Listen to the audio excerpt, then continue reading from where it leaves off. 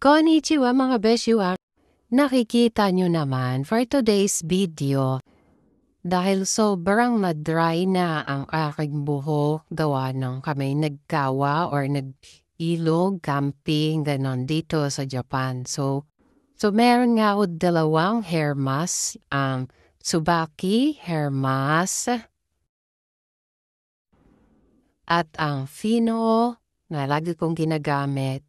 Ayan, tatry kong ipag-compare silang dalawa kung ano nga ba ang magandang hair mask. At ano ang difference nilang dalawa. Masyado kasing hype tong Fino dito sa TikTok. So, tignan natin. Actually, ginagamit ko na rin kasi to. At masasabi ko naman na maganda siya. Medyo thick yung consistency niya. And yung Tsubaki, ngayon ko lang tumata-try.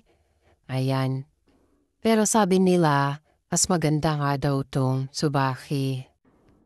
Yung consistency niya, mas thick ang Fino. Kaya malalaman natin kung alin nga ba ang magandang gamitin sa kanilang dalawa. At in fairness, ang bango ng Tsubaki. At pagdating naman sa price, medyo mataas lang ng konti ang Tsubaki. Ang Fino kasi is nasa 600 plus lang plus tax. So pumapatak siya ng mga 700 something. And the Tsubaki is worth 1,000 yen plus tax. So medyo pricey lang siya ng konti. So ayun nga, sinuklay-suklay ko lang ng konti yung buhok ko. At sobrang frizzy talaga niya dahil sa paliligo sa ilog. So hinati ko lang yung buhok ko, left, right, ganyan. At tatry na nating ilagay sa kabilang side. Unahin natin tong Fino. Lagay natin dito sa right side.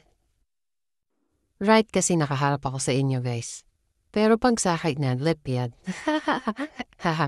So ayan na nga, in-apply ko lang siya. Ginagamit ko talaga to pag naliligo ako. After ko mag-shampoo, then apply ko lang siya, then babad. Habang nagsasabon, scrub and everything. Ginagamit ko to pag alam kong sobrang dry na ng buhok ko or katatapos kong magkulay ng buhok. Maganda siya pag kakukulay mo ng buhok kasi kasi maganda talaga siya.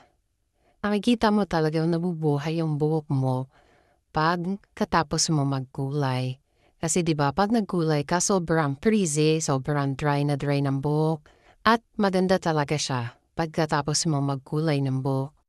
But for today's video, for the sake of the content, tatry natin na ipag-compare silang dalawa ng Tsubaki hair mask. Alam ko marami na rin nakagawa neto pero more on English kasi sila. So for today's video, Tagalog tayo. Pilipin ipaglaban, piliin mo ang Pilipinas. At ayan, sa dami ng daldal ko, natapos na pala yung kabilang side, inikot-ikot ko lang. At tinali, at madako naman tayo dito sa kabilang side, at gamitin naman natin tong Tsubaki hair mask. As you can see, hindi sobrang thick ng consistency niya, sakto lang, and sobrang bango niya. Ayan. Nilamas ko at in-apply sa buhok. Actually, matagal ko na itong gustong itry. Kaso medyo pricey nga siya. Siyempre, low budget. Pero for today's video, pinag-ipunan natin yan sa alkansya. Pinag-ipunan? Nakikita ko kasi dito sa mga online sellers sa Japan, sa TikTok.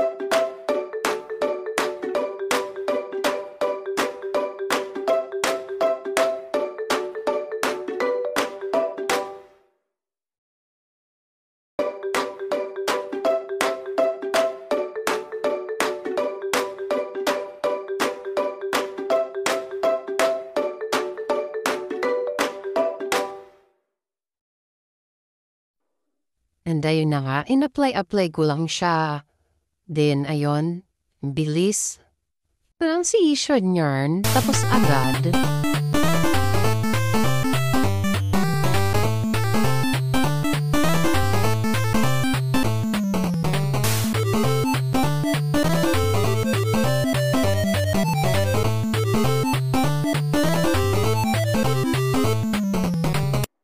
So, ayan, after 32 years, nabanlawan ko na siya and in-air dry ko lang siya. At ayan, makikita nyo na sobrang lambot niya sa buhok. Sa pagsusukulay pa lang, makikita na agad yung difference nilang dalawa. Yung sa Tsubaki na side is sobrang lambot niyang suklayin unlike dito sa Fino. And sobrang gaan niya sa ulo. Then ayan, natuyo na nga siya. At ayan, ang bango-bango guys ng Tsubaki. Sobrang bango niya talaga, grabe.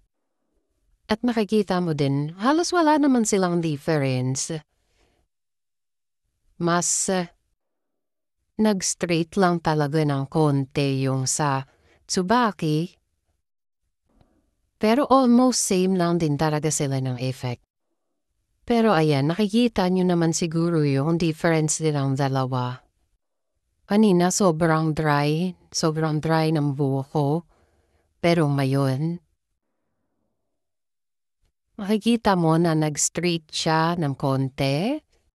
And mas flat yung sa Tsubaki, unlike sa Fino. Medyo may volume lang ang Fino. Pero almost same lang din talaga sila. Walang masyadong pinagkaiba. Siguro, sa price na lang tayo mag-range. Nasa sa inyo kung afford nyo naman ang Tsubaki, go, diba? Pero sa mga nagtitipid, go for Fino, like me. And yun lang for today's video. Salamat sa panonood. Paalam!